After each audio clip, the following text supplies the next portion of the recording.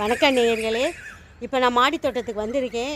என் மாடி தோட்டத்தில் வந்து வெள்ளைப்பூடை நட்டு வச்சேன். அந்த வெள்ளைப்பூடை இன்றைக்கி அறுவடை பண்ணலான்னு வந்திருக்கேன். வாங்க போவோம், வீடியோக்குள்ளே போவோம்.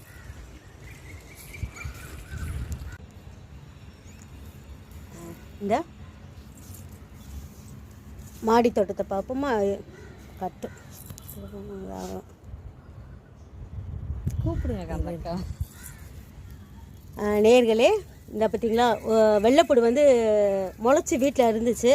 சரி, அதை கொண்டாந்து ஊண்டி வச்சேன். இது எந்த அளவுக்கு வருதுன்னு தெரில, பார்ப்போம். இது வந்து சாத்துக்குடி. இது வந்து சாத்துக்குடி. இங்கே வந்து இது என்ன செடி சொல்லுவாங்க, ஞாபகம் இருக்கா? பச்சை. இந்த விதையில் இருந்து இந்த தொட்டிக்கு அதுவாக உளுந்து இவ்வளோ பச்சை முளைச்சிட்டு வந்திருக்கு.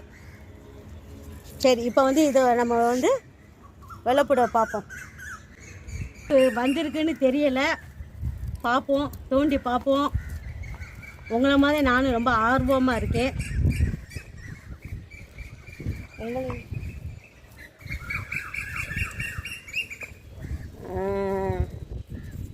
வந்திருக்கு வெள்ளைப்பூடு.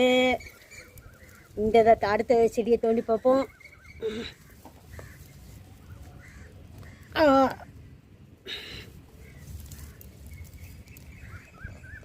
ஓ,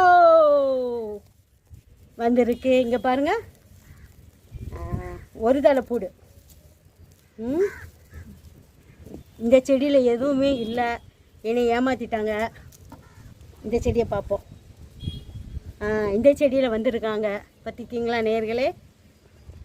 4 வெள்ளைப்பூடு ஊண்டி வச்சேன். ஒரு தலைப்பூடு இது. 4 பூண்டு வந்திருக்கு. 4 இல்லை 3 வந்திருக்கு. ஒன்று என்னை ஏமாற்றிட்டாங்க. பாருங்களேன், இதில் எவ்வளோ பெருசு வந்திருக்கணும். ஃபுல்லாக செடியாக தான் வந்திருக்காங்க. உள்ளே எதுவுமே இல்லாமல் என்னை ஏமாற்றிட்டாங்க.